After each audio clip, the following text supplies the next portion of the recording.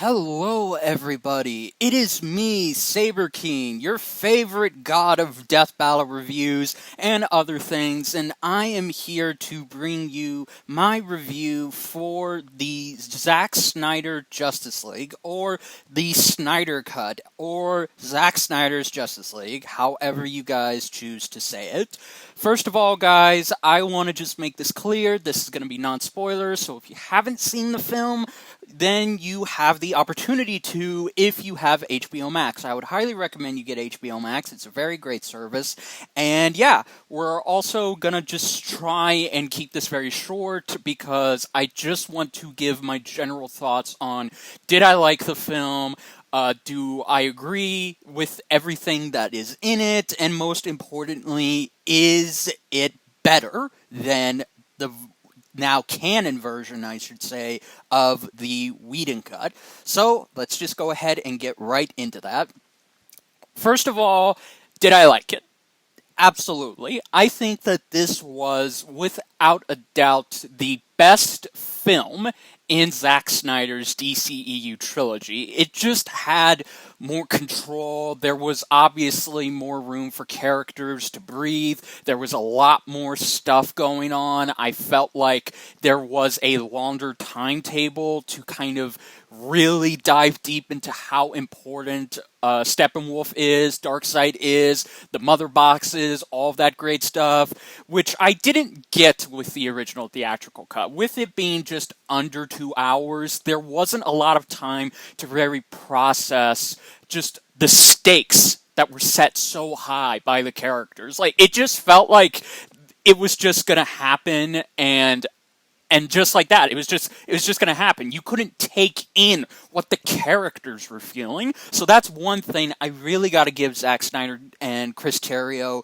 credit on, is them allowing these characters to all come together in their very own pace, while also just having them interact with what's going on in this crazy, crazy plan to terraform Earth for Darkseid and all that stuff. So yeah, I would highly say yes, I liked it very much. Would I say it's a masterpiece? Absolutely not. There are a few problems with it. There were some things that I could tell that, okay, maybe you could have added this for a deleted scene for the Blu-ray, like, just stuff like that.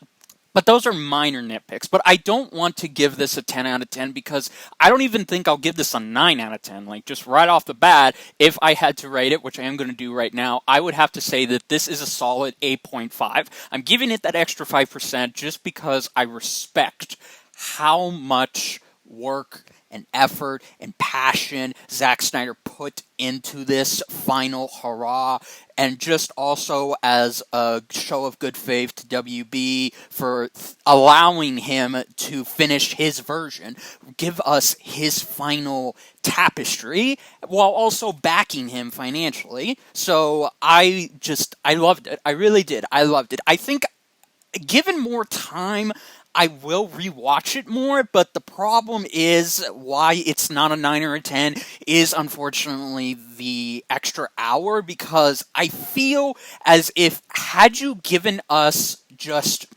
a 3-hour cut, or maybe if you had given us a 4-part miniseries, or even a 6-part miniseries, because there are technically 6 chapters in this, being 4 hours, that would have been so much more rewatchable, in my opinion, and you could even have that be a 4-hour edition. I don't know, that's just me, but yeah, no. Is this better than Man of Steel? Absolutely. Though I still enjoy parts of Man of Steel. Is it better than Batman v Superman? The theatrical cut? Hell yes. I even think it's equally just as good, if not slightly better than the Ultimate Edition. But yeah, no, I loved it, guys. I really did. I've got to tip my hat to everyone involved, and finally, after 5 years of this movement, this campaign, finally Snyder can now go back to doing what he was doing, knowing that he got to have his final outing with the DC universe. Now, did I like everything that was restored, some things that were reshot recently by Snyder, does it overall feel like this was just something we should have gotten? And to answer that honestly, I feel like, yes, we really should have gotten all of this, because the new stuff that we kind of have seen in the past, like Barry rescuing Iris, or the interaction Aquaman had with Vigo and Moira, like just all of this stuff that was shot that we knew about, but was never in the finished theatrical cut, or even in the extended edition, which there was no extended edition. So, yes, I feel like it is very good that we got this, because it was just great. I loved seeing the pacing really play out, and I very much enjoyed everything that I wanted to see, like the Barry and Iris stuff, or Barry going into the Speed Force, just all of this good stuff, and also the recent stuff with Joker and Batman in the post-apocalypse world, where Superman is now under the rule of Darkseid, and he's kind of serving him. I loved and enjoyed that, but what I really liked, and again, without spoiling it, it's so much more than just Batman and Joker interacting, because I've seen already people are blowing this out of proportion by saying this is the best Batman and Joker interaction we've ever gotten. Now, I wouldn't go that far, but I would very much say that it does do a good job of making these characters feel like they have history. Like, I enjoy that, but unfortunately, I still think this is something that should have been given to us from the beginning. However, I really, really enjoyed it, and just seeing Ben and Jared interact, while also seeing, okay, who is left on Earth, who is helping Batman with this plan to try and take down Superman. It was all just very, very good stuff. There also is a cameo, but I don't want to say who it is. It is not Green Lantern. It has been confirmed that Green Lantern was originally supposed to show up in this. It was even going to be Ryan Reynolds' Green Lantern, and maybe Jon Stewart in there as well, but WB just said, no, we're not going to do that. But I think you guys will be very, very surprised. Either way, I enjoyed everything. Even the new epilogue is something that we should have gotten, because if you didn't see the trailer, which they completely spoil, by the way, Victor Stone's dad dies. Like, Cialis Stone does die, and it really doesn't just last for a couple of seconds. No, Cyborg has the chance to kind of soak that in, and then by the end, when he has the opportunity to hear what his father wanted to tell him, I feel like that ending monologue, and for this film, it was so much more better than something Lois did, because that never made sense to me for Lois to kind of try and end off this with a happy, sappy feel. This feels more appropriate, is what I'm saying. So yeah, I enjoyed all of the new additions,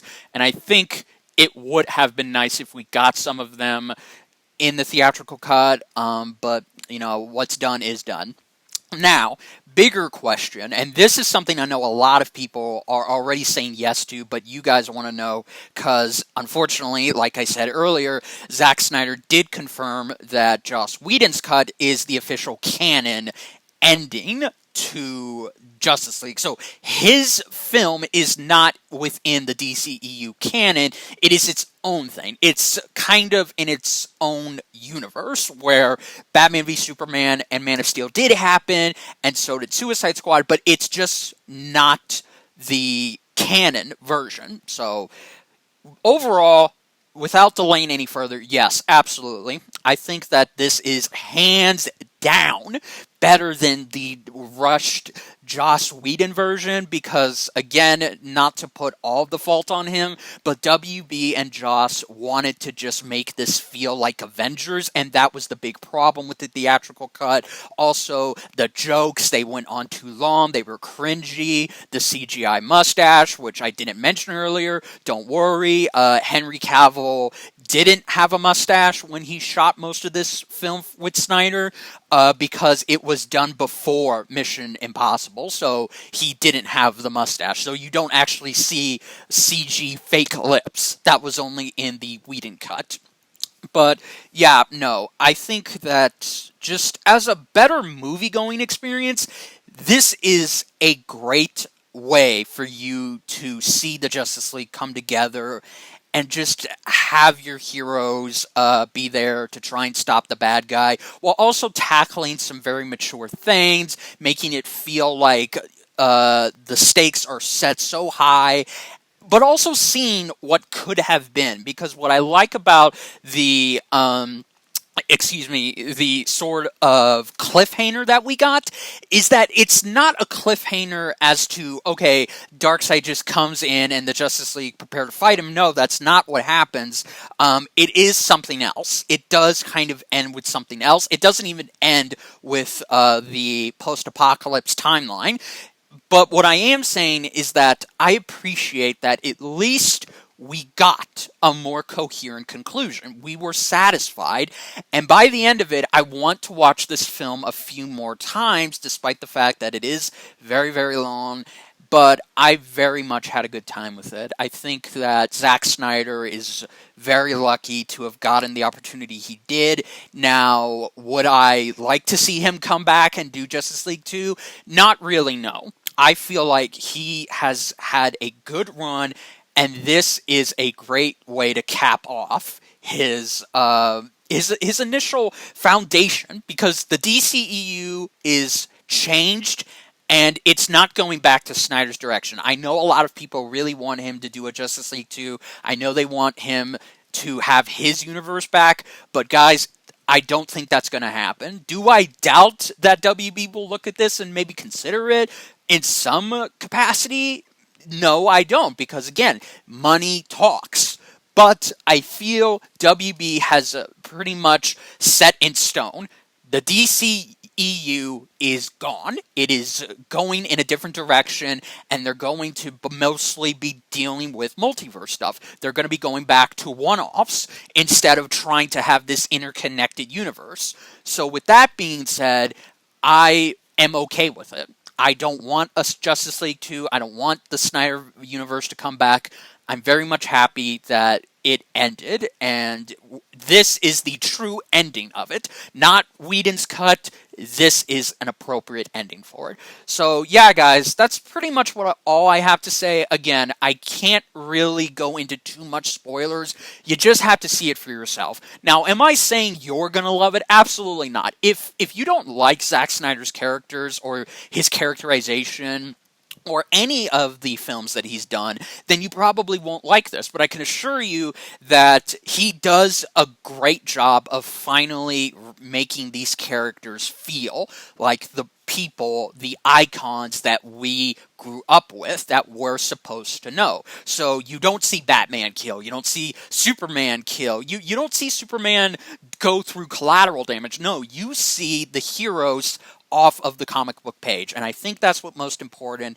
So yeah, guys, if you do enjoy it, then let me know what you think down below. If you are interested, then I hope you enjoy it. If you don't, then let me know why you didn't enjoy it. So yeah, guys, until then, thank you so much for listening to this little review. I promise you more will be coming. It won't just be Death Battle, but I want to just go ahead and say I hope you all enjoyed, and if you did, comment, like, subscribe, all that good stuff. And until then, I'll see you for the next time.